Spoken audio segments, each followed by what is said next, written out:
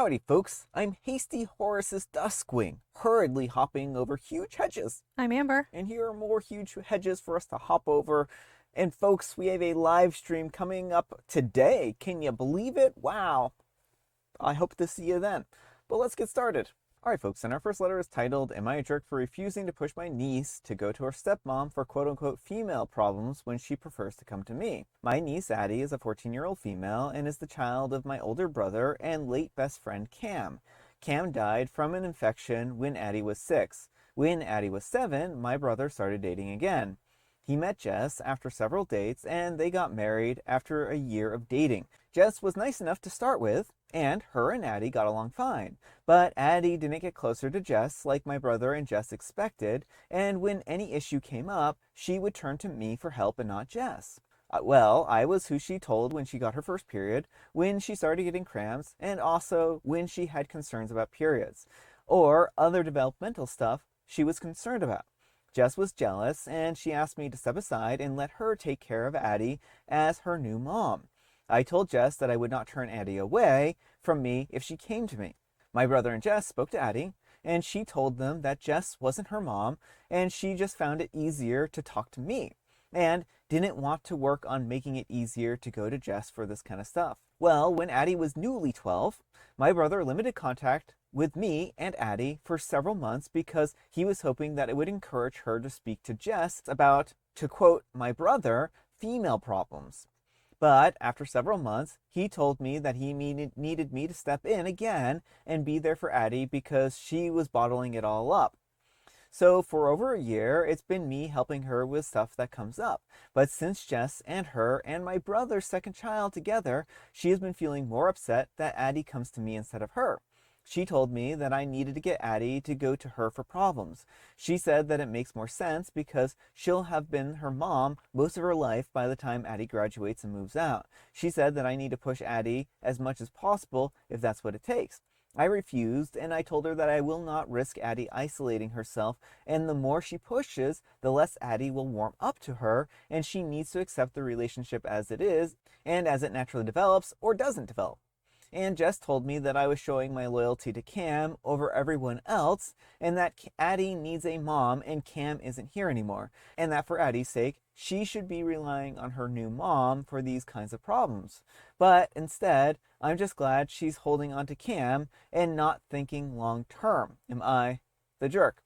All right, folks, what do you think? No, absolutely not the jerk, and do not force her to try and go to Cam because try and go to her stepmom, because that's going to isolate her, like you say. It's very clear that she does not have the relationship with her stepmom that she does with OP, and the important thing is that she has some figure in her life who she can go to when she has issues. It doesn't matter who that person is. You know, it could be a teacher at school, it could be a guidance counselor. It happens to be OP, but like there are a lot of kids who don't feel comfortable talking to their parents and have another adult in their lives who they are able to talk to, and that's a very important role. Yeah, I mean, I agree with you there. I mean, I think that this is one of those situations where Addie is fortunate to have a person in her life who she trusts and feels safe around. And I don't blame OP for not listening to Cam because this is a really delicate situation. Like, everyone's going to have their own preferences on who they want to go to for problems. And in this particular case, Addie has chosen OP, and Jess is acting like Addie is going to be a child forever, right? But someday, Addie is going to grow up, and she's going to be able to make her decision whether or not she wants to even have Jess in her life. And the more she pushes this kind of stuff on her, the less likely it's going to be that Addie is going to even want to have her in her life when she's an adult, right? And they're already seeing the consequences of this. I mean, Addie would choose to isolate herself, then go to Jess about these problems, which I think speaks more to the relationship and to the way that Jess is forcing this relationship on Addie. Right, you cannot, force someone to trust you and accept you as a mother. You can, and like, again, OP doing that would only push Addie away from her. It would not Mm-hmm. build the closeness that, Jess seems to think it would. it would just mean that Addie would feel like she has been abandoned by the one person she can trust, and now she has no one she can turn to. Mm-hmm. So I feel bad because they're treating Addie not like a individual who has agency, but like a pawn that they can choose to, have do this and that and stuff like that, just for around for their own like egos essentially. Well, that's it exactly. Is like parenthood is not an automatic. Like you can even give birth to someone and have them still not acknowledge you as a parent. It's something that you know uh, is not automatic upon marriage or any number of things. Addie has decided that Jess is not her mom. Just continually trying to force the mom role is not going to make her Addie's mom. Mm-hmm. It's only going to build resentment and force Jess farther out of Addie's life. Yeah. But let us know what you folks think. So anyhow, take care and good luck. And Difficult Coffee 6402 says, if this is true, Jess couldn't be more wrong, and your brother should continue to step up and do the right thing for his daughter by allowing you to continue being an important part of Addie's life. The teenage years are so tough, and if you're the one who she's comfortable going to, then so be it. If she ends up isolated, all sorts of problems can develop. Also, Jess isn't her new mom, she is her stepmom. Her mother, who sadly passed away, will always be her mother, and it is so important that they allow her to feel however she feels. I know these things because I have a 19-year-old daughter whose dad passed away when she was 15. Life is hard enough for a teenager. They should be thrilled to have you there as a source of love and support. And Opie replies, I hope that he allows me to continue being involved like this, as long as Addie wants that. Otherwise, it's not me they punish or Jess they reward, it's Addie who gets punished and then doesn't confide in anyone. And Difficult Coffee 6402 says, exactly, and that would be tragic for Addie. And OP replies, yes, it would be absolutely devastating, and the thing is that it could start with female problems, but it could become other problems that she keeps to herself that could lead to dangerous secrets being kept. There's so much wrong when you shut kids off from the people that they confide in. And Courageous Mortal says, not the jerk. Your niece has enough problems with all that has happened. Pushing her away will only make her hate Jess more, and for a legitimate reason. You should encourage her to get advice from Jess as well, because you are only one person and don't know everything. There are some things beyond your mind, unless you plan on taking over as a parent, in regards to like STDs and pregnancies. And Opie replies, I'll let her talk through that stuff if needed. I handled the sex talk for her already, and she goes to her grandma if she needs someone else. But she doesn't go to Jess and is against going to her. Alright folks, and our next letter is titled, Am I a Jerk for Giving Deodorant to My Little Brother's Female Friend? I'm an 18-year-old female, and I have a little brother, Tim, who's a 13-year-old male. He has a female friend, Lily, a 13-year-old female, who is apparently his girlfriend. A few weeks ago, she had bad body odor every time she came over. I gave her a deodorant and she started smelling fine when she came over. But recently, Lily's mom noticed the deodorant that I gave her and asked where she got it. Lily's mom came over and argued with my mom, a 39-year-old female. My mom told me that it was a bad call to give deodorant to someone else's child. Am I the jerk? All right, folks, what do you think? No, absolutely not the jerk. And I'm going to speculate a little bit here. My guess is the mom might be upset at the idea of her daughter growing up. I'm hoping that's the case, but like that's kind of like the best case scenario. But even then, you have to recognize that even if you don't want to believe your kid is growing up, they still are growing up and they still need hygiene to feel like their best self.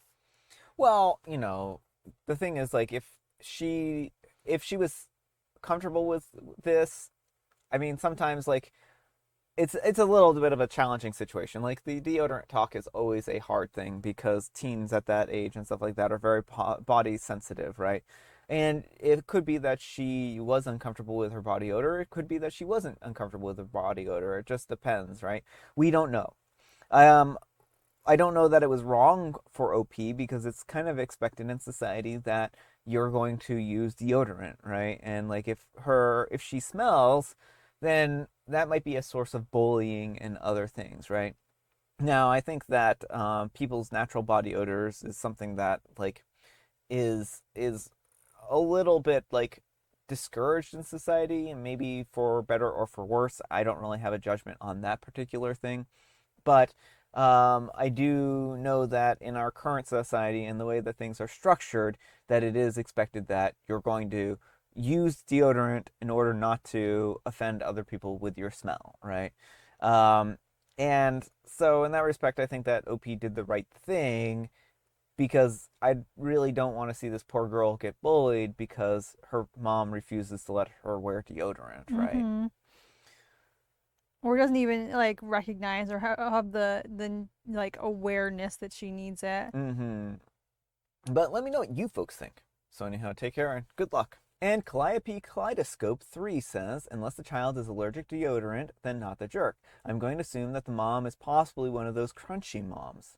And Warcraft 989 says, even if the child is allergic by 13, she should know her own allergies. And if she doesn't, then that's on her mom, not someone who's trying to help. I know kids half that age with a laundry list of allergies and they have them memorized. An unlovely lady, Bartleby, says she's 13. A 13-year-old should be allowed to decide to wear deodorant. She can walk into a store and buy it, for goodness sake. Not the jerk. If more people were willing to help educate and support kids when they have hygiene issues, there would be a lot less stinky adults in the world. And Super Ray Gun 666 says, I had a buddy in high school and early on college who I would play guitar with.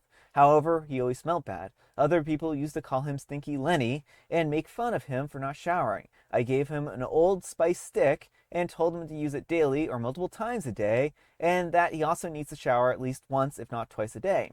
He took offense and blocked me as a friend. I was just trying to be a helpful friend instead of like the mean kids making fun of him. Like I said, it can be a really sensitive topic to talk about these kinds of things with people. People can get very offended very quickly. All right, folks, and our next letter is titled, Am I a jerk for putting my son's dirty clothes on his bed? Exactly how it sounds. I'm a 39-year-old female and a mother to a 17-year-old boy. As almost every boy in this day and age, or forever really, he's an absolute little piece of garbage. Love the kid to pieces, but oh my goodness. Anyways, he never really does his laundry, no matter how much I drum it into him. I tell him again and again, and he had no problem with it until 14 or so. He literally just won't do it now. Additionally, his room is just terrible. Basically, though, he leaves dirty underwear, socks, jeans, and whatever else around the house. The other day, it was really making me mad, and I found his dirty clothes in a pile on my bed when I had just come home from work because he expected me to wash them while he went out.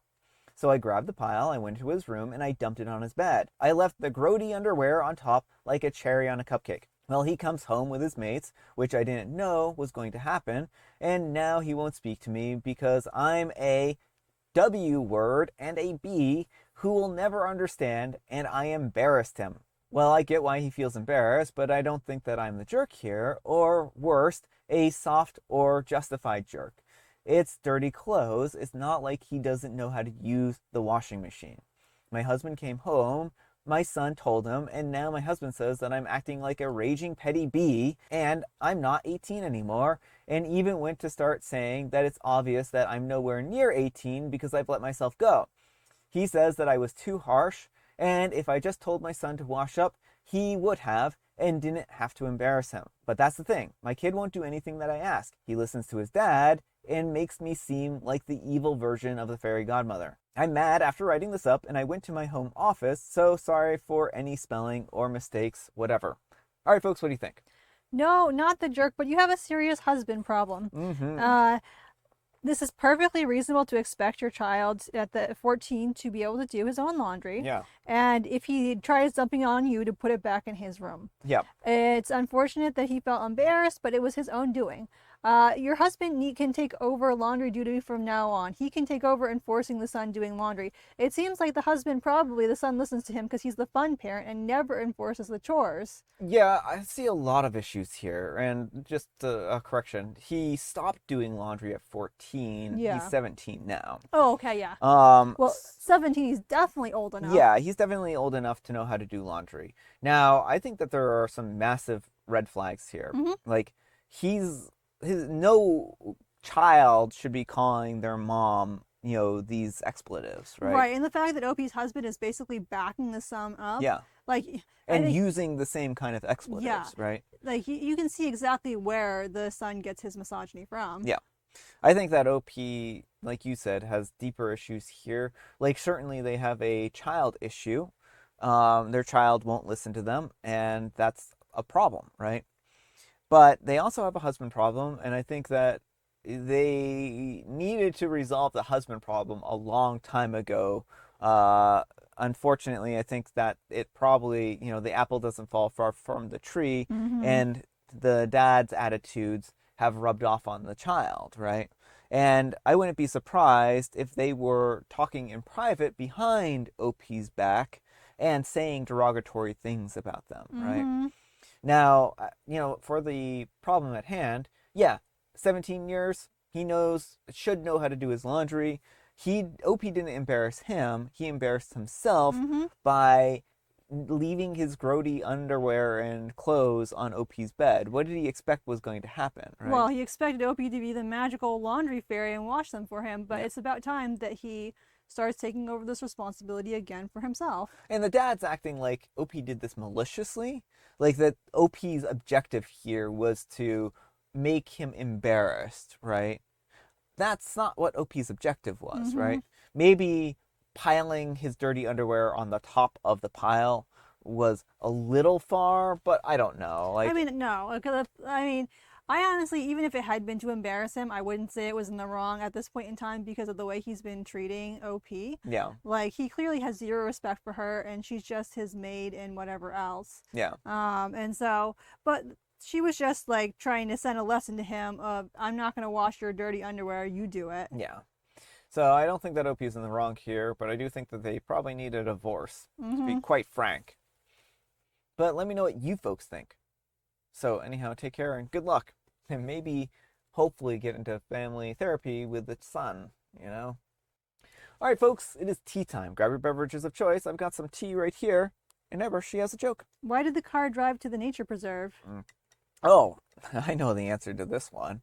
I mean, this is what we used to do when we drove to the nature preserve. Amber would drop me off, and then she would be like, "Go free, Brian, go free!" And I would just look back at her with sad puppy dog eyes and try walking back to her, but then she would try to drive off, but she forgot that she doesn't actually have a license, and so then she was stuck with me coming back. How did I get the driver's seat in the first place in this story? I was driving to the nature preserve for you. You told me to drive Oh, there. and then I Don't just you remember this, Amber? no. This is a very interesting story you have Yeah, I going mean, on. this happened several times. I'm sure it Several did. times. I'm sure it did. Uh, because it needed somewhere to park, In the nature preserve, yes. and it is Love Parks Week. Oh, so not only are you supposed to be having picnics in the park, while also procuring picnic baskets from your fellow No, no stealing picnic parking back. people. But this is another park picnic day type thing. Yes. And I have a special guest tea, the salted caramel oolong. Ooh, long. All right, folks, that's all the time we have for today. Thank you so much for watching. Happy Spectacular Friday. It's not Saturday, so I don't know why I'm saying spectacular. But Amber, we need some kind of moral advice and or guidance. And please have it on kids growing up. It's important that kids have an adult they trust in their lives to go through with their issues, even if that person is not a parent. Yeah. It's also important not to shame kids for the things that they're going through as they grow up. Unless that's stopping doing their laundry and being a huge jerk. That one's fine. But thanks so much for watching, and we'll see you all tomorrow. Bye.